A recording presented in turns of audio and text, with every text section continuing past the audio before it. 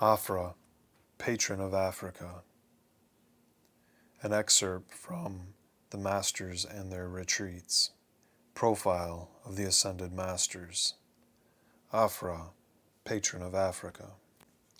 Afra was the first member of the black race to make his ascension long ago. He offered name and fame to God to sponsor a vast continent, and ascended he asked to be called simply a brother, frater in Latin, hence the name Afra. The continent of Africa takes its name from Afra, and he is the patron of Africa and of the black race.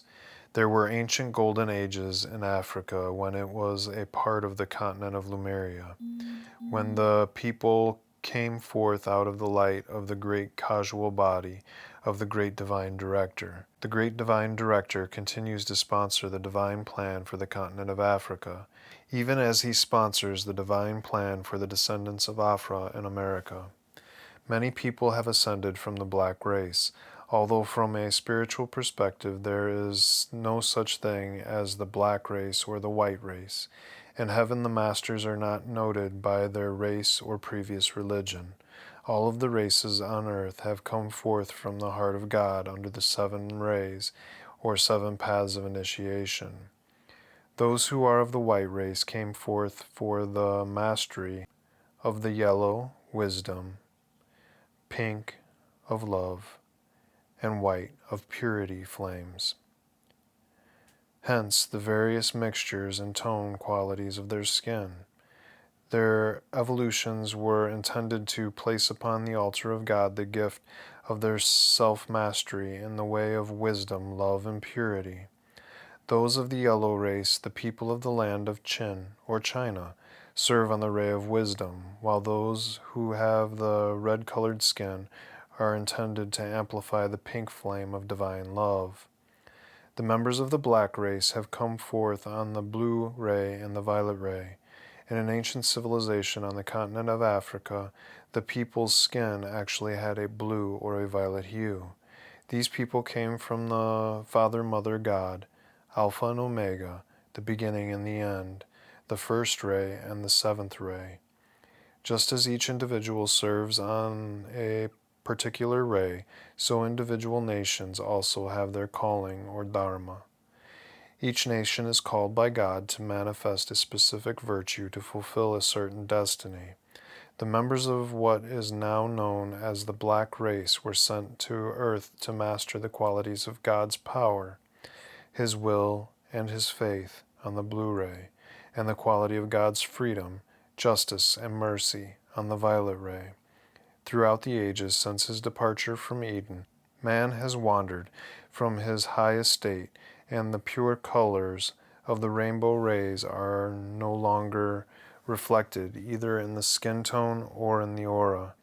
Division has set in through the divide and conquer tactics of the fallen ones. Instead of the races embracing one another as brothers and sisters, there is division. One race enslaves another race, and the great unity of all children of God and their oneness in the flame is destroyed. Afra lived 500,000 years ago, when the people of this ancient civilization had reached a crossroad. Fallen angels who had divided planet Earth divided the people. These evil angels set out to destroy the blue and the violet races.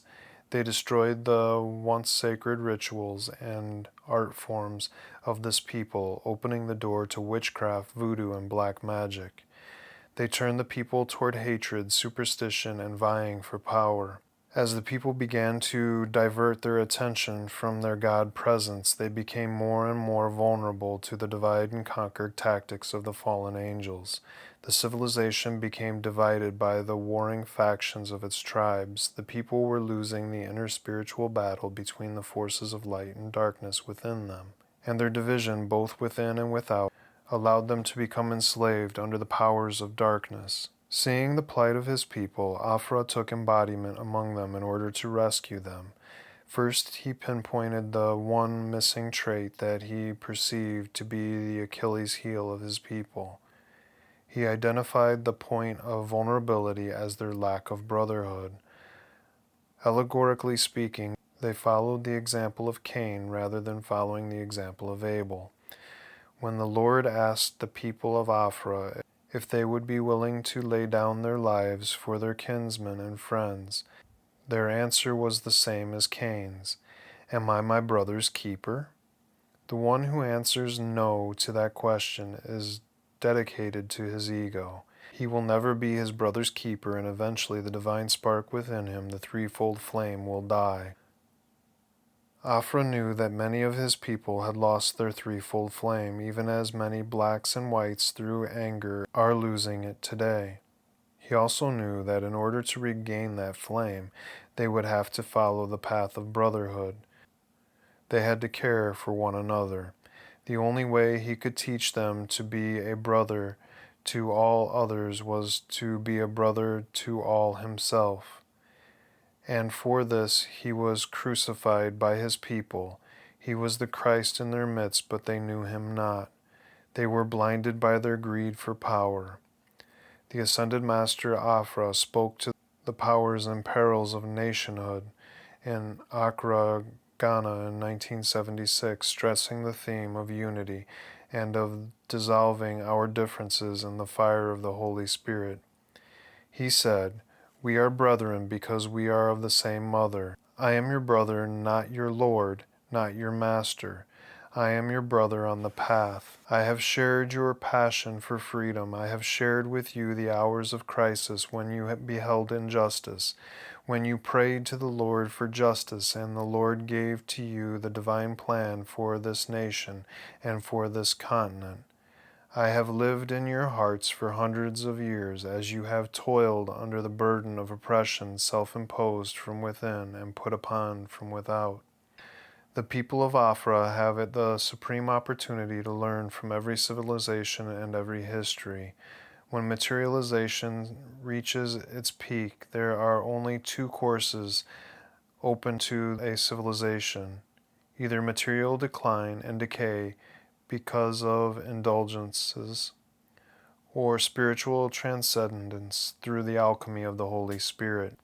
In a later message, Saint Germain asked Afra to convey the following message to the descendants of Afra in America. In this moment, those who call themselves the blacks of America can rise to new dimensions of freedom and liberty. But this can only come to pass through the mighty heart flame, through the understanding of the path of initiation under the Holy Spirit, through submitting yourself, your soul, to the altar of God and calling upon the Lord for an acceleration of light, a purging of inner darkness. Though there were successes through the civil rights movement, there have been setbacks, for those successes in many instances were outer. Having gained them, the people did not understand that they must go within to the inner light in order to sustain them. We would seek the equality of all souls, whatever their outer color. We would teach you a spiritual path of true advancement on the path of initiation.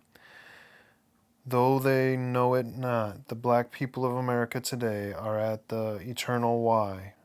They must choose this day whom they will serve, whether gains in the line of material comfort and increased well-being and higher-paying jobs, or the real gain of the eternal light of sonship and the path of immortality with all of its challenges. In the land of abundance, it is natural for all people to expect and to live according to high standards of living. It is when this high standard obliterates the inner longing for the higher light and the higher way that it becomes dangerous. I would tell you that God has chosen this people as those who have become rich in spirit. You can call to Afra for unity and for the dissolving of racial tension through the true understanding of universal brotherhood. Afra, our brother of light, like all ascended masters, has true humility. Kuthumi spoke of Afra's humility. This giant soul, with his tremendous devotion, was one of the unknown brothers. So long as individuals feel the need to expound upon their own personal achievement, they may well find that they are not truly a part of us.